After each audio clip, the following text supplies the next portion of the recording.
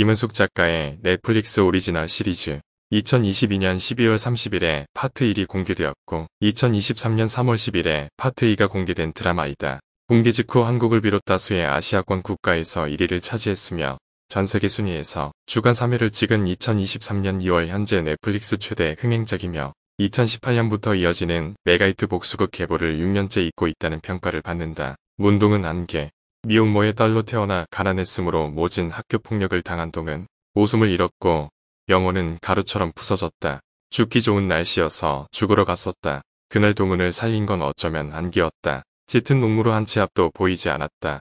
축축한 옷 속에서 팔과 다리의 흉들이 가려웠다. 나를 잘못 골랐다고 울다가 그런 스스로가 너무 불쌍해서 외려 웃고 말았다. 그리고 깨달았다.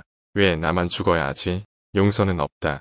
그 누구도 천국에 들지 못하겠지만 주여정 난동 온실 속의 화철한 말은 아마도 여정을 두고 만든 말일지도 모른다. 싱그럽게 웃고 때때로 하늘거리며 달콤한 향기를 가졌다. 평생이 난동이라 밖이 그리 추운지 몰랐던 여정은 악몽 같은 사건을 겪고 난 후 지독한 겨울을 버텨내고 있었다. 그리고 동은의 팔과 다리의 흉을 보고 여정은 결심한다. 동은의 왕자님이 아닌 칼춤을 트는 망나니가 되기로. 그래서 손에 든 메스를 조금 다르게 써보기로 한다. 원래의 계절에 맞게 이제부터 아주 차가워질 작정이다. 박연진 백야. 태어나 보니 세상은 이미 연진의 편이었다. 하물며 끔찍한 학교 폭력을 저지르고도 부모의 비뚤어진 자식 사랑 덕에 잘못에 대해 반성하려는 그 어떤 노력조차도 할 필요가 없었다. 그렇게 연진은 일생이 백야였다. 하지만 연진은 알지 못했다. 백야가 있는 동안 그 반대의 반구에서는 극야의 시간을 견뎌야 한다는 것. 극야의 시간을 견딘 동은이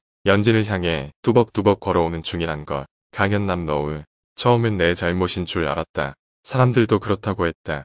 참으면 되는 줄 알았다. 버티면 나아질 줄 알았다. 하지만 아니었다. 현남은 결심했다. 너울이 무서운 이유는 예측이 어렵고 파고가 낮아지는 물결이라. 잔물결도 없이 잠잠하다 일순간에 모든 걸 삼켜버리기 때문이다. 어쩐지 문동은이란 저 여자가 그 방법이 될 것 같다. 하도영 바둑판. 도영에게 삶은 바둑판처럼 선명했다. 아군과 적군, 내 식구와 남의 식구, 예스 아니면 노, 흐릿한 것이 끼어들 수 없는 극과 백의 세상이었다. 그런데 언제부터인가 안개처럼 흐릿한 한 여자가 자꾸만 궁금해지더니 급기야 태양을 따라 도는 해바라기처럼 그 여자를 쫓고 있었다. 도영은 안다. 인생에서도 대국에서도 백보단 흑이 유리하단 걸. 평생 흑만 잡아왔었는데 지금 도영은 백을 잡고 있다. 전재준갑. 가는 곳마다 눈에 띄고 눈에 띄는 모든 순간 갑으로 살고 있는 재준. 술 아니면 여자 아니면 도박 아니면 폭행으로 변호사와 만나는 시간이 더 많지만 그렇게 살아도 부는 매일매일 쌓여간다. 그런 재준이 미치도록 가지고 싶은 것이 생겼다. 그것이 동은이 계획한 덫이라는 것을 알지만 멈추기에는 이미 늦어버렸다. 공개 5일차인 1월 4일 기준 2541만 시청시간을 기록하며 넷플릭스 전세계 6위, 비영어권 부문 3위를 차지했다. 또 한국, 인도네시아, 말레이시아, 필리핀, 싱가포르, 대만, 태국, 베트남, 홍콩, 사우디아라비아 1위, 바레인, 일본, 카타르, 아랍에미리트 2위, 쿠웨이트, 몰디브, 오만 3위, 브라질, 캐나다, 모로코, 뉴질랜드, 나이지리아, 스리랑카 5위, 프랑스, 인도, 요르단, 멕시코, 파키스탄, 페루, 미국 6위, 온두라스, 니카라과, 폴란드, 살바도르 7위, 바하마, 벨기에, 볼리비아, 도미니카 공화국, 이집트, 그리스, 헝가리, 자메이카, 케냐, 모리셔스, 루마니아, 튀르키예, 파리, 독일, 칠레, 과테말라, 파라과이, 남아프리카 공화국, 트리니다드 토바고, 부이, 콜롬비아, 키프로스, 체코, 룩셈부르크, 파나마, 슬로바키아, 스위스 12위를 차지하며 58개국에서 10위 안에 들었다. 샵이 1월 5일 기준 넷플릭스 전세계 6위는 유지하고 바하마, 벨기에, 볼리비아, 칠레, 콜롬비아, 키프로스, 체코, 이집트,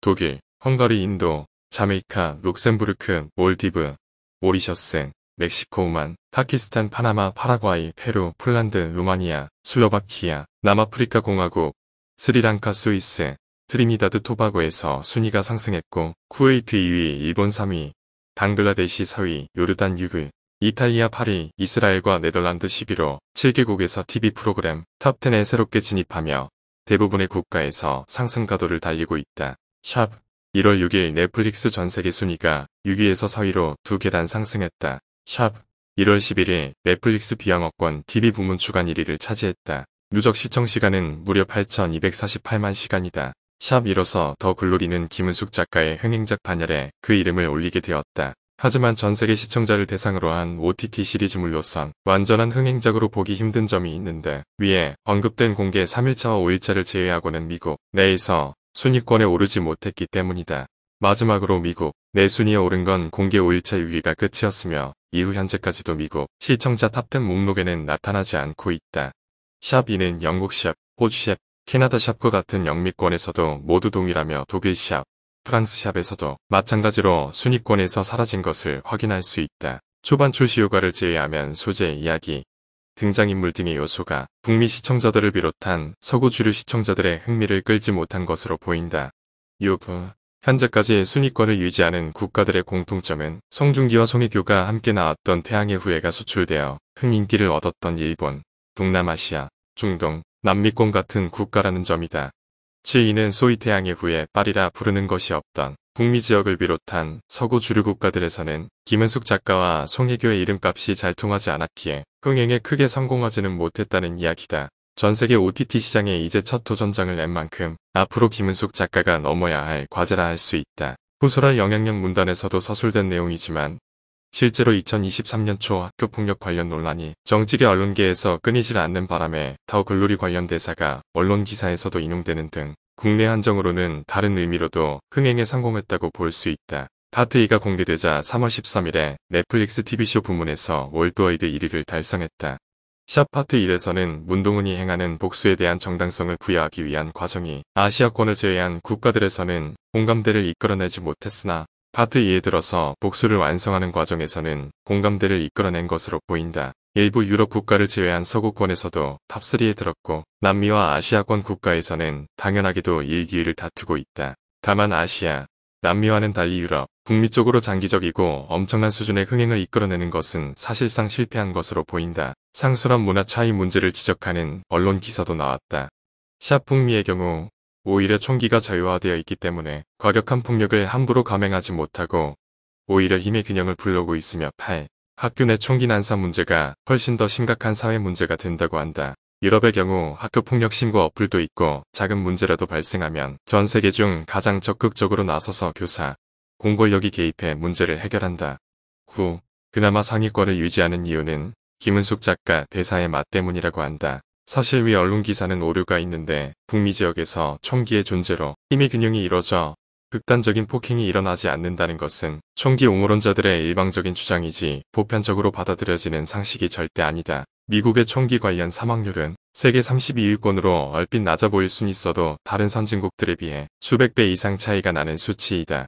이 지도를 보면 미국만큼 상황이 심각한 나라는 아시아에선 중동의 분쟁 지역뿐이고 미국보다 더 심한 나라는 범죄율이 높은 라틴 아메리카의 지역들밖에 없다. 총기 관련 사망률이 높은 지역의 총기 배급률을 보면 총기로 인해 과격한 폭력이 일어나지 않는다는 건 말도 안 되는 소리다. 차라리 이 수치를 보면 미국에서 흥행이 부진한 이유에 대해 짐작이 가능한데 미국의 초등 중등교육기관에 대한 정부 통계에 따르면 1년간 전국에서 39회 바이오런트 데스가 10발생했다고 그중 10회는 살인, 3회는 자살이었다. 보다시피 자살률 자체는 한국보다 훨씬 낮지만 한국에선 보기 힘든 살인이 있다.